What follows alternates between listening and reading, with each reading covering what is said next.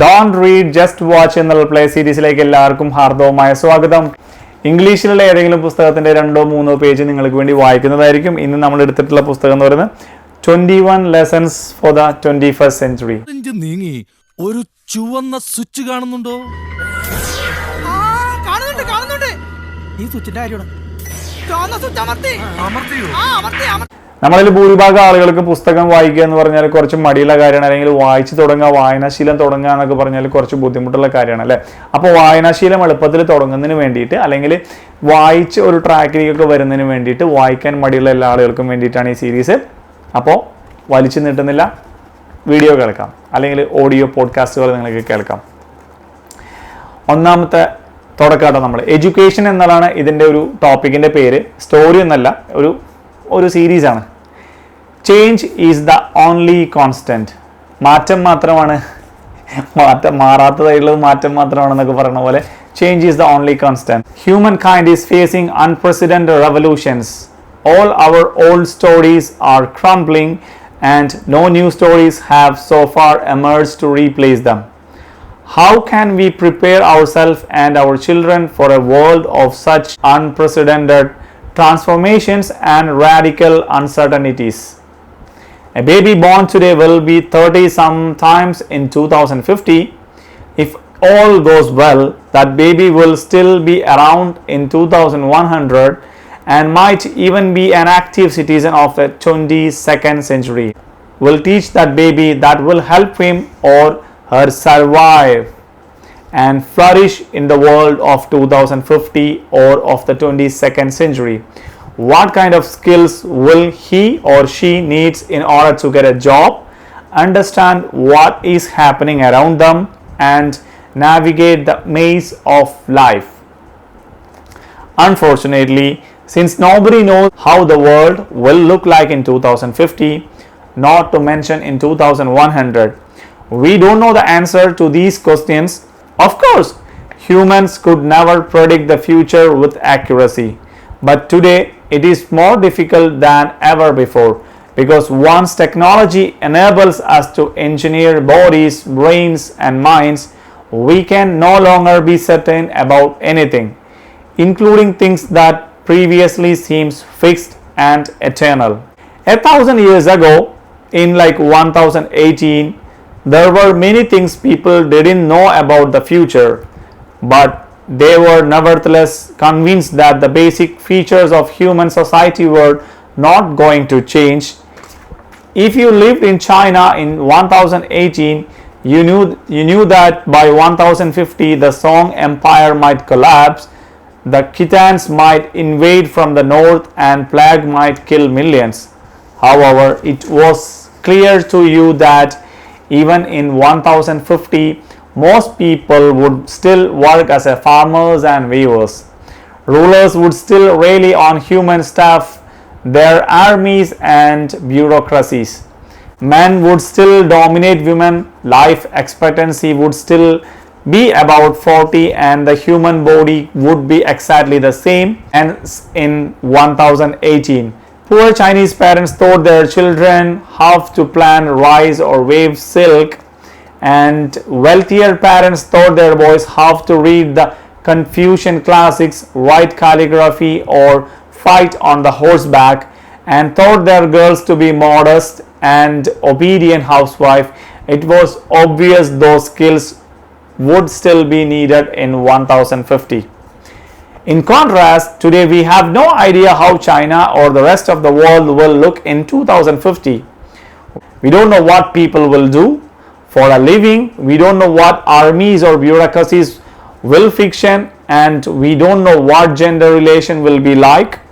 Some people probably live much longer than today, and the human body itself might undergo an unprecedented revolution thanks to bioengineering and direct brain computer interference. Much of what kids learn today will likely to be irrelevant in 2050. At present, too many schools focus on cramming information in the past. This made sense because information was scarce, and even the slow trickle of existing informations were repeatedly blocked by the censorship. If you lived in a provincial town in Mexico in 1800, like 1800, it was difficult for you to know much more about the wider world. There was no radio, no television, daily newspapers, or public libraries. Even if you were illiterate and had access to private library, there was not much to read other than the novels and the religious texts. The Spanish Empire heavily censored all text printed locally and allowed a dribble of widget publications to be imported from outside.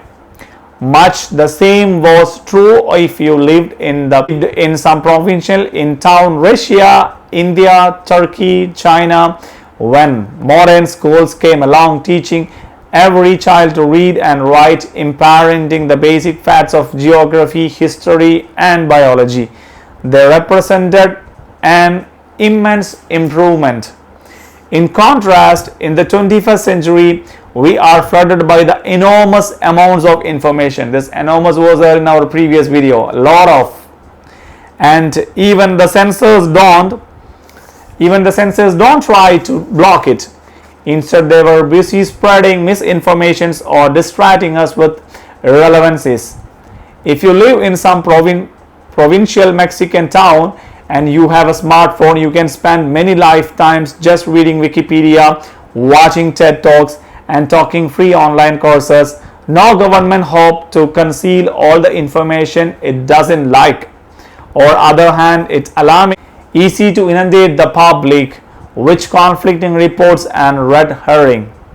People all over the world are but a click away from the latest accounts of the bombardment of Aleppo or melting ice caps in the Arctic, but there are so many contradictory accounts that is hard to know what is believed.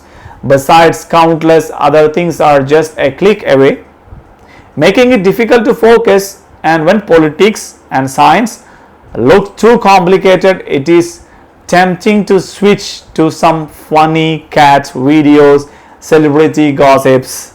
In such a world, the last thing a teacher needs to give her pupils is more information. They already have far too much of it. Instead of, people need an ability to make sense of information, to tell the difference between what is important and what is unimportant, and above all to combine many bits of information into a broad picture of the world.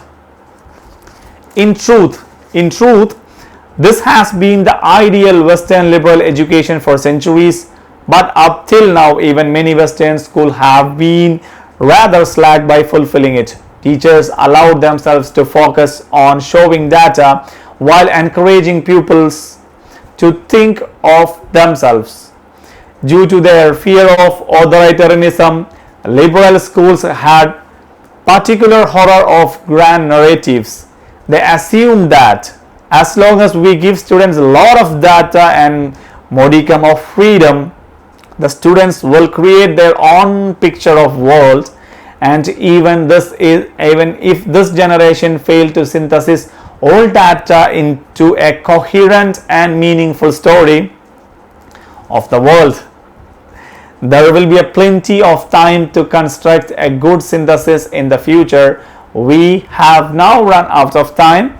The decision we will take in the next few decades will shape the future of life itself, and we can take this decision based only on our present worldview.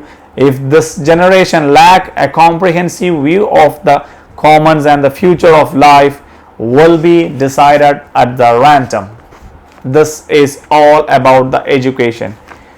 Yuval Noah Harari 21st സെഞ്ച്വറിയിൽ ഉണ്ടാകുന്ന എഡ്യൂക്കേഷൻസെ പറ്റി, അതായത് 21ാം നൂറ്റാണ്ടിൽ പഠിച്ചിരിക്കേണ്ട, 21ാം നൂറ്റാണ്ടിലേക്ക് അറിഞ്ഞിരിക്കേണ്ട 21 lessons എന്നുള്ളതാണ് Yuval Noah ഹരാരിയുടെ ഈ പുസ്തകത്തിൽ പറയുന്നത്. അതായത് 2050 കൂടിയിട്ട് നമ്മുടെ എഡ്യൂക്കേഷൻ സിസ്റ്റത്തിലും അല്ലെങ്കിൽ ഈ എൻറ്റയർ വേൾഡിലും എന്തൊക്കെ മാറ്റങ്ങൾ ഉണ്ടാകാൻ പോകുന്നു എന്ന് നമുക്ക് ഇന്നത്തെ ഒരു സ്പീഡ് വെച്ചിട്ട് നമ്മൾക്ക് ഒരിക്കലും പ്രിഡിക്റ്റ് ചെയ്യാൻ സാധിക്കില്ല. അതായത് ഇപ്പോൾ ജനിക്കുന്ന ഒരു കുട്ടി 2050 എന്ന് പറഞ്ഞു കഴിഞ്ഞാൽ ഒരു 30 yearsലൊക്കെ അവൻ്റെ ഒരു ജോലി പഠിത്തം ആ കാര്യങ്ങളൊക്കെ നടന്നുകൊണ്ടിരിക്കുന്ന ഒരു കാലഘട്ടമായിരിക്കും. അപ്പോൾ ആ സമയത്ത് ഇന്ന് പഠിക്കുന്ന കാര്യങ്ങൾ ഇപ്പോൾ പഠിച്ചു വളരുന്ന കുട്ടികൾ 2050 ആ പഠിച്ചത് വെച്ചിട്ട് അവർക്ക് ചെയ്യാൻ പറ്റുന്ന ജോലികൾ എന്തെങ്കിലും ഉണ്ടാകുമോ, അല്ലെങ്കിൽ എന്തൊക്കെയായിരിക്കും അന്നത്തെ ഒരു കാലഘട്ടത്തിലെ അവസ്ഥയും കാര്യങ്ങളെന്നൊക്കെ ഉള്ളത് കണ്ടറിയേണ്ടതാണ് എന്നാണ് ഈ പുസ്തകത്തിൽ പറഞ്ഞിരിക്കുന്നത്.